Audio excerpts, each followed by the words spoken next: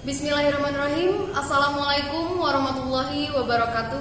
Waalaikumsalam warahmatullahi wabarakatuh.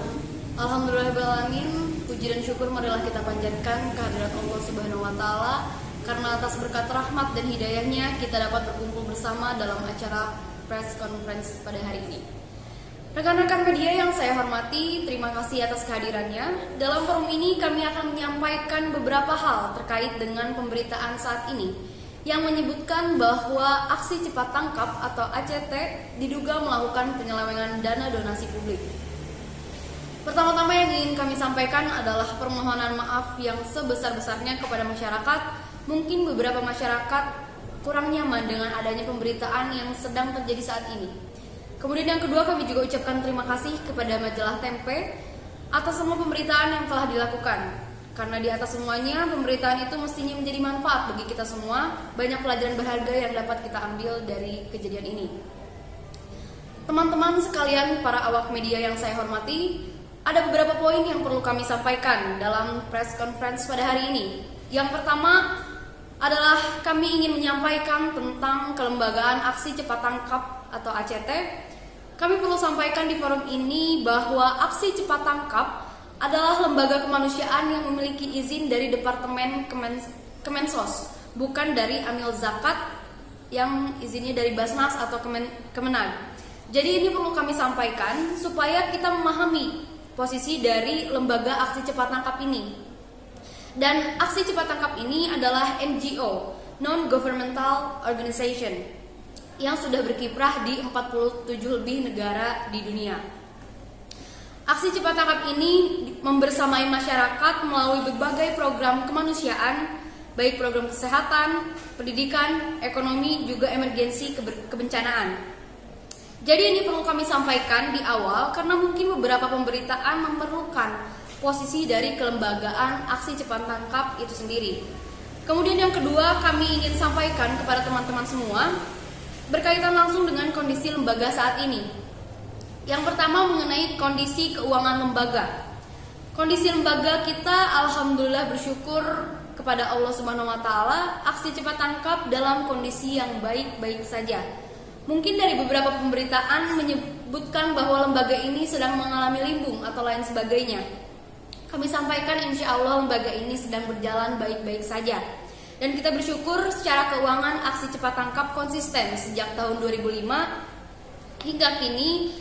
Setiap tahun lembaga disiplin melakukan audit dan setiap auditnya selama 2005 sampai dengan 2020 kita mendapatkan predikat WTP atau wajar tanpa pengecualian. Dan ini menjadi salah satu poin penting karena ini menjadi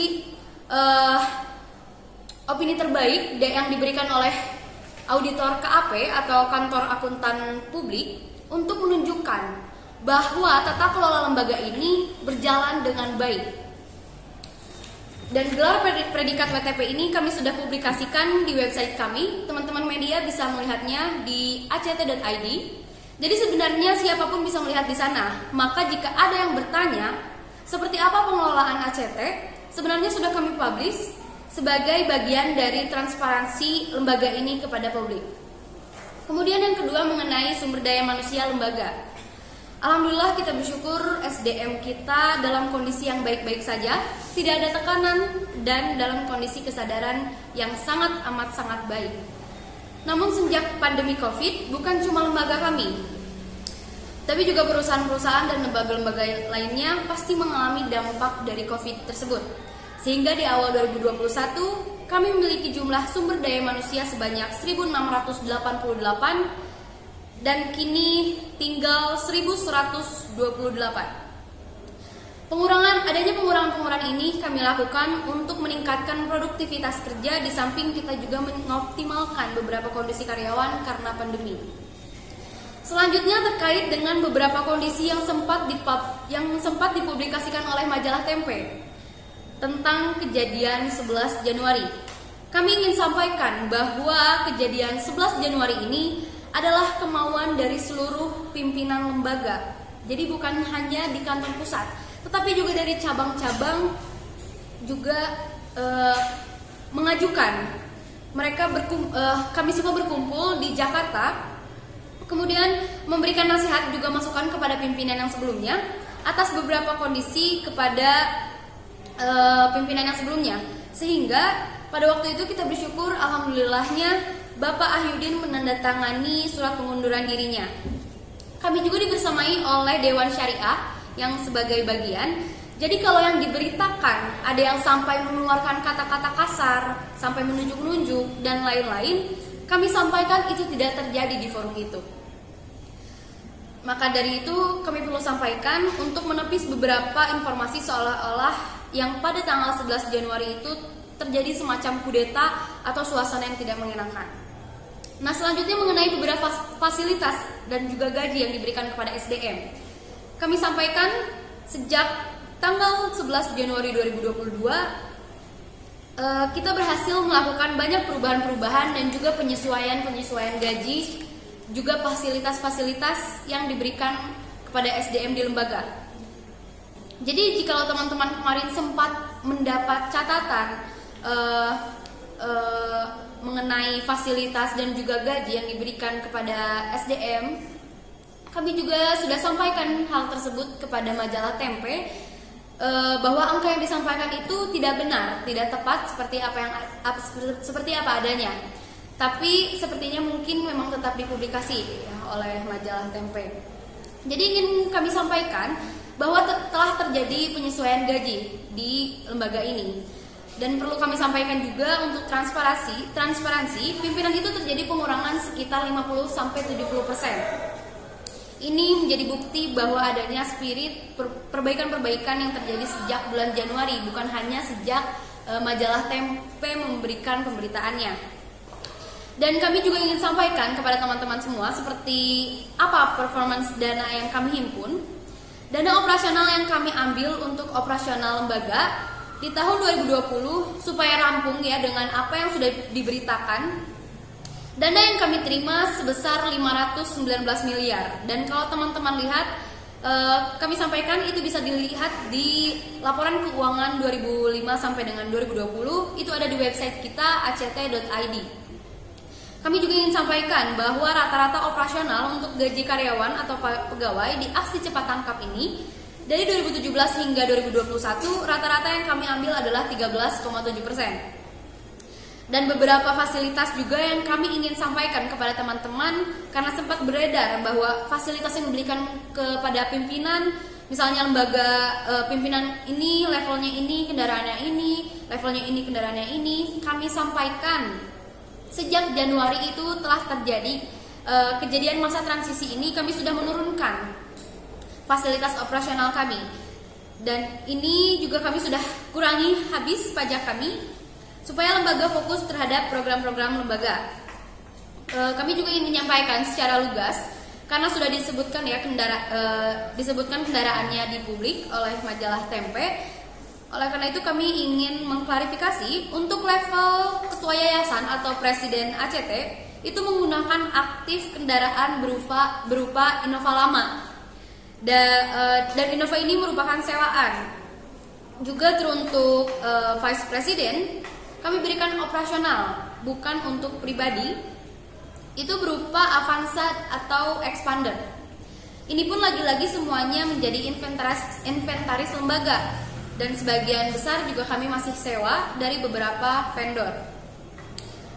Sekaligus kami juga ingin menyampaikan bahwa di tahun 2020 dari dana yang kami himpun sebesar 519 miliar, kami telah menunaikan aksi program bantuan layanan pada masyarakat sebanyak 281.000 aksi. Dan penerima manfaatnya di tahun 2020 itu adalah sekitar 8,5 juta jiwa. Dan alhamdulillah kita bersyukur apresiasi kepada seluruh relawan Indonesia, masyarakat yang telah membantu terlibat dalam proses.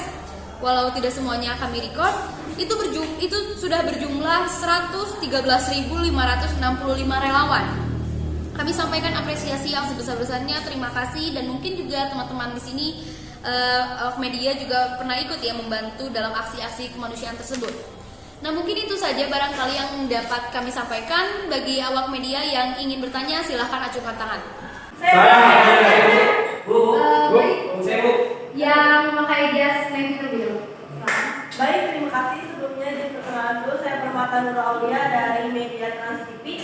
Izin bertanya, tadi kan disebutkan bahwa ACT ini mengambil sebesar 13,7%. Memang seberapa banyak kepatuhan untuk lembaga mengambil dana untuk operasional ini? Baik, terima kasih untuk pertanyaannya.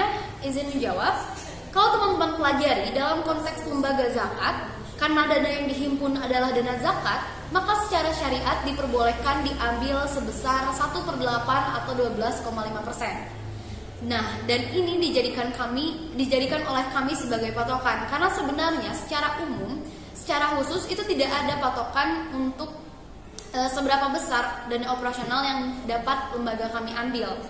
Dan ini dana yang kita himpun merupakan dana filantropi, sehingga teman-teman semua pasti paham, semakin efisien dan semakin positif, maka itu pastinya akan semakin banyak alokasi dana yang digunakan dan didiskusikan sebagai bantuan program untuk masyarakat.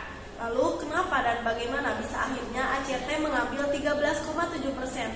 Itu kan lebih dari 1/8 atau 12,5%. Nah, teman-teman perlu garis bawahi, karena yang kami kelola bukan lembaga zakat, apalagi yang dikelola dari sebagian besar ada dari donasi umum dari masyarakat, dari CSR, ada dari sedekah dan infak, juga sebagian dari alokasi kerjasama dari amanah-amanah.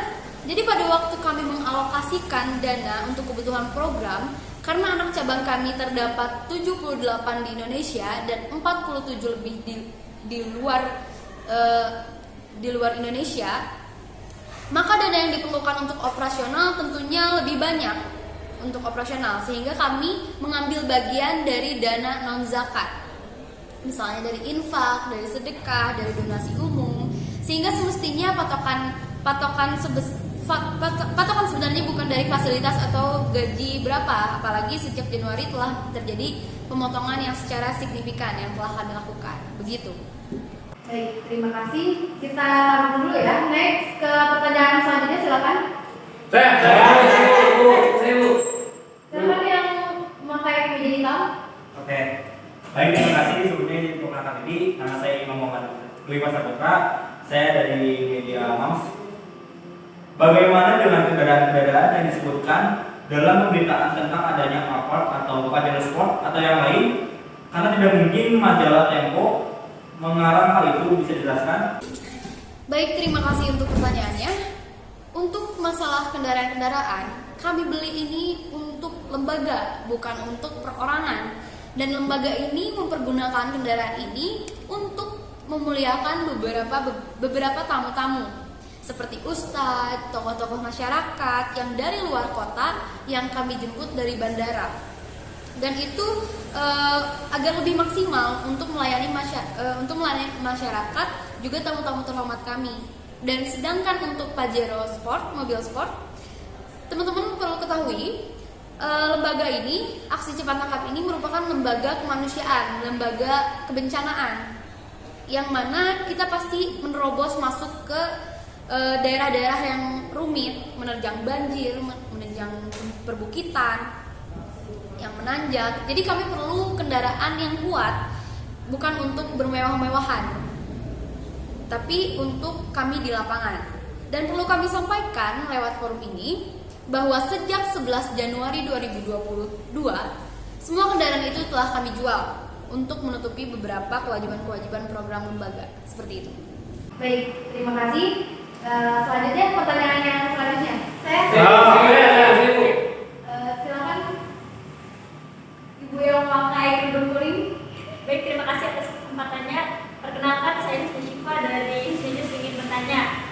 Dari tadi kan sudah disebutkan ini isu yang berkembang. Nah, sebenarnya ini yang dilakukan oleh teman-teman tempe, apakah isu yang benar terjadi di masa lalu? Atau memang ini dibantah sama teman-teman ACT? Kalau ini memang tidak benar, mungkin data nyatanya atau data real yang bisa kita kupas di sini. Kayak misalnya gaji itu secara tidak langsung 260 juta dibantah, tapi bantahannya itu tidak memberikan kejelasan berapa gaji yang sebenarnya begitu. Terima kasih. Oke, terima kasih pertanyaannya. Teman-teman sekalian, beberapa yang disampaikan benar, tapi tidak sepenuhnya benar karena ada data, ada isu. Dan informasi yang teman-teman terima dari pihak Tempo itu sebenarnya sumbernya tidak jelas. tidak benar karena pada waktu kami datang ke sana, mereka sudah memegang data. Dan sebenarnya kalau berbicara tentang keuangan, tentunya pasti akan lebih paham dari pihak audit, pihak auditor. Karena apa? Karena semuanya telah terperiksa dan di audit tahun 2005 sampai dengan 2020 kita sudah WTP dan sebenarnya ini sudah cukup menjadi pertanggungjawaban kami kepada publik. Jadi kalau ada yang bertanya terjadi penyelewengan atau tidak, jika ada penyelewengan, pihak audit tidak mungkin memberikan predikat kepada lembaga ini. Sepakat ya? Sepakat. Nah, dan ada beberapa framing yang tidak tepat sehingga kami harus menyampaikan hal ini. Dan predikat OTP ini seperti yang sudah dijelaskan sudah tercantum di dalam website kami. Teman-teman boleh periksa lagi di act.id. Kemudian mengenai gaji, teman-teman bertanya berapa tepatnya. Gaji yang kami terima untuk level presidium itu tidak lebih dari 100 juta untuk lembaga yang mengelola karyawan lebih dari 1.200 karyawan. Sehingga isu senilai 250 juta itu kami tidak tahu sumbernya dari mana. Seperti itu. Selanjutnya, Nah, silakan Eh. memakai kemeja kuning. Baik, terima kasih Ibu. Sebelumnya saya perkenalkan dulu, nama saya Muhammad Sadar Kadiansyah dari media One TV. Tadi disebutkan oleh Ibu bahwa gaji level presidium kurang dari 100 juta. Nah, uang tersebut itu digunakan untuk apa? Baik, terima kasih untuk pertanyaannya, tapi mohon maaf kami belum bisa menjawab pertanyaan tersebut karena pertanyaan tersebut kami rasa kurang pantas ya, karena hal tersebut sudah masuk dalam ranah pribadi. Kita langsung saja next ke pertanyaan selanjutnya. Bu. Saya. Silakan kepada saudari yang memakai baju coklat. Ya baik, terima kasih atas kesempatannya. Sebelumnya perkenalkan, nama saya Mutia Mutmainah. Saya berasal dari iNews Media. Izin bertanya mengenai bagaimana isu yang mengatakan bahwa ACT mengambil biaya sebesar 30% untuk dana operasional. Sekian, terima kasih. Baik, terima kasih untuk pertanyaannya dari saudari Mutia. Mengatakan bagaimana dengan isu yang mengatakan ACT mengambil 30%. Nah, karena dana operasional ini merupakan dana operasional, yang mana dana operasional ini fluktuatif, naik turun, tidak ada angka yang pasti. Nah, termasuk dana ini, dana operasional yang kita ambil 13,7%, ini juga merupakan bagian dari angka yang tidak fix, tidak harus 13,7%, dan tentunya fluktuatif. Ini digunakan sesuai dengan kebutuhan lembaga. Dan bahkan Dewan Syariah memperbolehkan maksimal dana di luar zakat itu sebanyak 30%. Ini koridor kalau ternyata kita membutuhkan dana lebih untuk masuk ke kedalaman yang pastinya membutuhkan alokasi dana yang cukup besar karena memerlukan effort yang lebih. Namun perlu diingat, alhamdulillah kita sangat bersyukur lembaga belum pernah mengambil kesempatan 30% ini.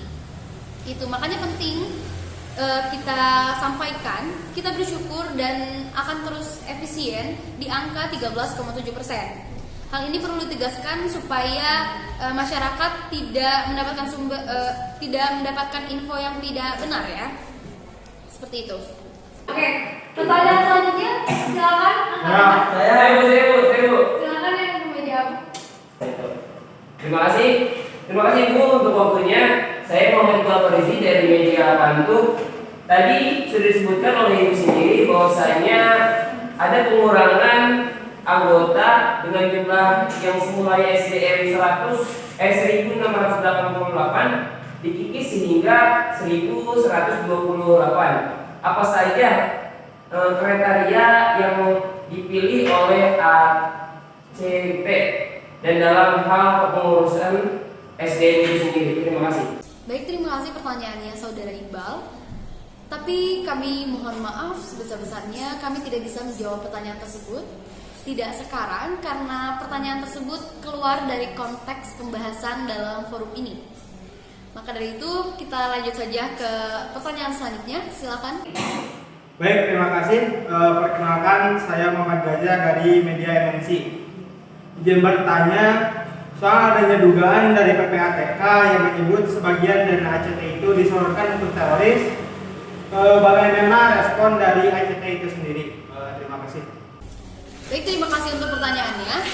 Terkait dugaan teroris, kami ingin sampaikan sebenarnya dana yang kemana yang diduga sebagai untuk teroris. Karena dalam setiap programnya kami selalu menghadirkan entitas dari pemerintahan setempat. Apakah itu bupati, apakah itu gubernur atau wali kota, atau bahkan menteri. Atau seperti contoh kejadian program kemarin yang program 1000 pangan 1000 ton itu kami lakukan di depan Mabes TNI. Dan kami perlu sampaikan juga, kami tidak pernah berurusan dengan teroris.